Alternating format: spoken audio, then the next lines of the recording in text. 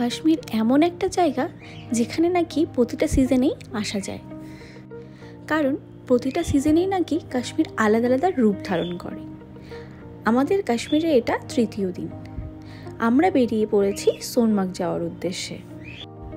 তবে আজকে কিন্তু আমরা আর সোনমার্গ থেকে হাউস বোটে ফিরবো না, ফিরবো অন্য একটা হোটেলে। তাই সব লাগেজ নিয়ে শিকারা করেই আমরা কিন্তু আমাদের গাড়ির ওখানে পৌঁছে যাই। প্রতিটা সিজনেই কিন্তু এখানে পর্যটকের ভিড় লেগেই থাকে। শ্রীনগর থেকে সোনমার্গের ডিস্টেন্স ছিল প্রায় 80 কিলোমিটারের মতো। ফাইনালি কিন্তু আমরা গাড়িতে উঠে পড়েছি সোনমার্গে যাওয়ার জন্য। কিছু দূর যাওয়ার পর দূর থেকে কিন্তু সোনমার্গের পাহাড় দেখা যাচ্ছিল, আর দাদা বলছিল আমাদের কিন্তু ওখানেই যেতে হবে। চারপাশের প্রাকৃতিক সৌন্দর্য উপভোগ করতে করতে আমরা কিন্তু এগিয়ে যাচ্ছিলাম। মাঝে কিছুটা জায়গায় আমরা কিন্তু প্রচুর সর্ষে ক্ষেত দেখতে পেয়েছিলাম। দাদা আমাদেরকে বলছিল ক্রিকেটের ব্যাট যে তৈরি হয় সেই কারখানাগুলোও নাকি এই আশেপাশেই ছিল। আর এই শ্রীনগর থেকে সোনমার্গ যাওয়ার জন্য আমাদের সাথ দিচ্ছিল সিন্ধ রিভার। না, সিন্ধু নদ নয়, আসলে আমিও গুলিয়ে ফেলেছিলাম। 108 কিলোমিটার দীর্ঘ অমরনাথ পাহাড়ের পূর্ব দিকে পাঁচই হিমবাহ থেকে উৎপন্ন এই রিভার শ্রীনগরের কাছে ঝিলং নদীতে এসে মিশেছে। সেই নদীর পাশে একটা হোটেলে কিন্তু আমরা আমাদের ব্রেকফাস্ট করার জন্য দাঁড়িয়ে পড়ি। নদীর সাউন্ড, পাহাড়ের সৌন্দর্য সবকিছু মিলেমিশে যেন সেখানে ব্রেকফাস্ট করতেও দারুণ লাগছিল। ওই যে দেখা যাচ্ছে, হ্যাঁ ওটাই সেই নদী। আর এখানে বসেই আমরা আমাদের ব্রেকফাস্ট সেরেছিলাম। ব্রেকফাস্ট সেরে আমরা কিন্তু গাড়িতে উঠে পড়ি। আর যেহেতু ডিস্টেন্স অনেকটাই ছিল, তো আমরা সকাল সকালই ব্রেকফাস্ট না করেই বেরিয়ে পড়েছিলাম। এরপর যে রাস্তা আমরা ধরবো সেটা একটা ন্যাশনাল হাইওয়ে। সেই হাইওয়ে ধরেই কিন্তু আমরা সোনমার্গে পৌঁছে যাব।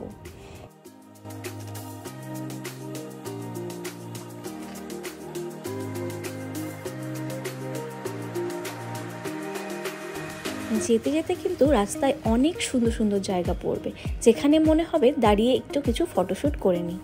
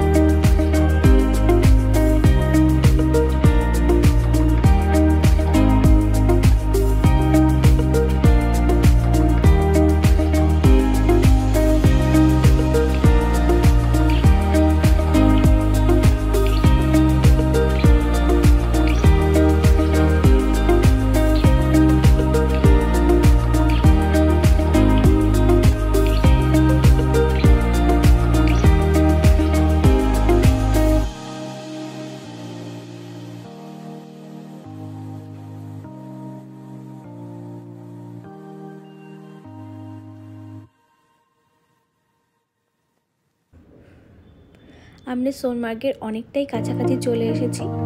আর এখানে দেখো চারপাশটাই কিন্তু বরফ দেখা যাচ্ছে, আর তার পাশ দিয়ে বয়ে গেছে সেই নদী।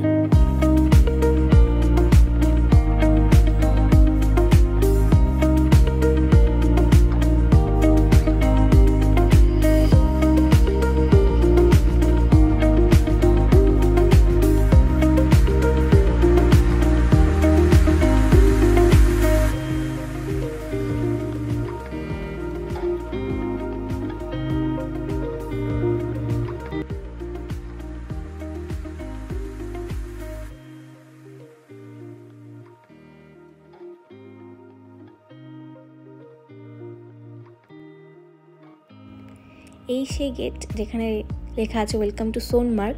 এখান থেকে কিন্তু সোনমার্গের ডিস্টেন্স ছিল প্রায় 3 কিলোমিটারের মতো।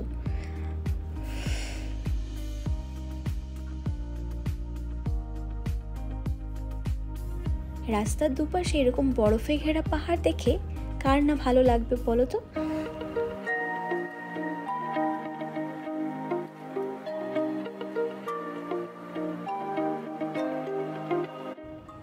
আমিও সেই রাস্তায় একটু ভিডিও নিয়েছিলাম। ফাইনালি আমরা সোনমার্গে চলে আসি এবং সেখানে কিন্তু অনেক টুরিস্ট ছিল। গুলমার্গের মতো সোনমার্গেও কিন্তু গামবুটস, গ্লাভস এসব কিন্তু রেন্টে পাওয়া যাচ্ছিল। তবে এখানে ওপরে ওঠার জন্য কিন্তু স্লেজে করে যেতে হয়েছে। সেখানে স্লেজে কিন্তু অনেক দামাদামি হয়, মানে ওই একজনকে নিয়ে যাওয়ার জন্য প্রায় 800 টাকার মতো ওনারা দাম চেয়ে বসেন। আমরা একটু দামাদামি করে অনেকটাই কমাতে পেরেছিলাম। সেখানে 800 টাকার জায়গায় 300 টাকা লেগেছিল আমাদের একজনের। দেখে কষ্ট মনে হলো, তবে এটা ছাড়া কিন্তু আমরা ওপরে উঠতে পারতাম না। যাই হোক, দেখো এভাবে কিন্তু আমরা ওপরে উঠে যাচ্ছিলাম। বরফ যত বেশি থাকবে স্লেজে কিন্তু ততটাই সুবিধে হয়। আমরা শুধু গামবুটস এখানে রেন্ট নিয়েছিলাম, কারণ গ্লাভসের দরকার পড়ছিল না, অতটাও ঠান্ডা ছিল না সেখানে। আর এই সোনমার্গেই কিন্তু বজরঙ্গি ভাইজান সিনেমার সেই লাস্ট সিনটা দেখানো হয়েছিল। এবার নিচে যাওয়ার পর কিন্তু আমাদেরকে আবার উপরে উঠতে হয়েছিল। উপরে ওঠার পর যে সিনারিটা আমরা দেখতে পেয়েছিলাম সেটা ছিল ঠিক এরকম।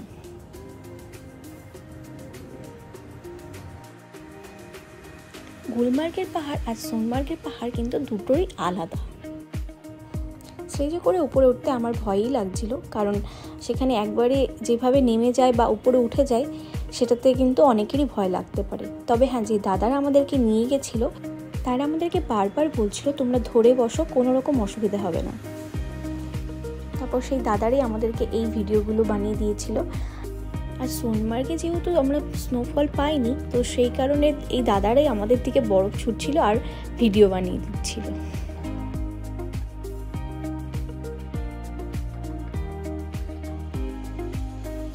এই ওপরে কিন্তু কিছু খাওয়ার দোকানও ছিল, সেখানে নুডলস, গরম গরম চা এসব পাওয়া যাচ্ছিল। এখানে কিন্তু আমাদের পাশাপাশি আরও প্রচুর টুরিস্ট ছিল, তারাও কিন্তু স্লেজে করেই ওপরে উঠেছিল। তোমরা হয়তো ভাবতে পারো যে সোনমার্গ আর গুলমার্গ প্রায় একই রকম, কিন্তু এটা কিন্তু একদমই নয়। দুটোর সৌন্দর্য কিন্তু দুরকম। দাদারা এইভাবেই স্লেজে করে টেনে টেনে সবাইকে উপরে তুলছিল। কিছুটা দূর ওপরে ওঠার পর আমাদেরও খুব খারাপ লাগছিল। তারপর আমরা বলি যে না, আমরা হেঁটে হেঁটে উপরে উঠছি। যদিও এখানকার বরফগুলো কিন্তু খুব একটা নরম ছিল না। এইভাবে কিছুটা দূর হেঁটে হেঁটে উপরে উঠি আমরা, এবং সেখানে কিছুক্ষণ সময় কাটিয়ে তারপর আমরা নিচে নেমে যাই। নিচে নামার সময় কিন্তু আমার প্রচণ্ড ভয় লাগছিল, মনে হচ্ছিল পড়ে যাব। বর যদিও আগে নেমে আসে, তারপর আমি নিচে নামি।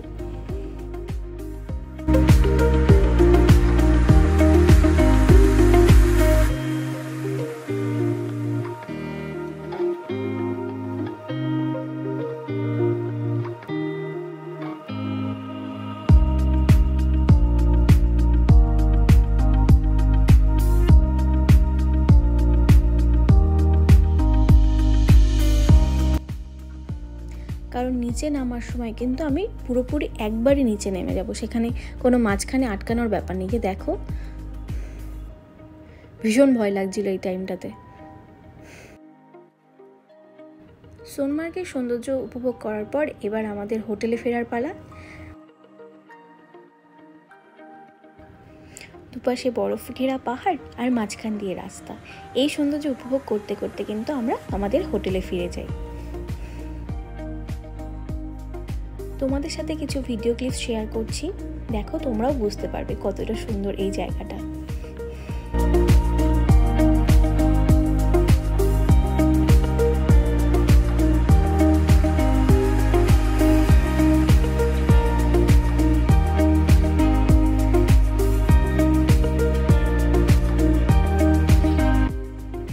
তো ফাইনালি আমরা হোটেলে চলে আসি, আর এটা হচ্ছে আমাদের রুম।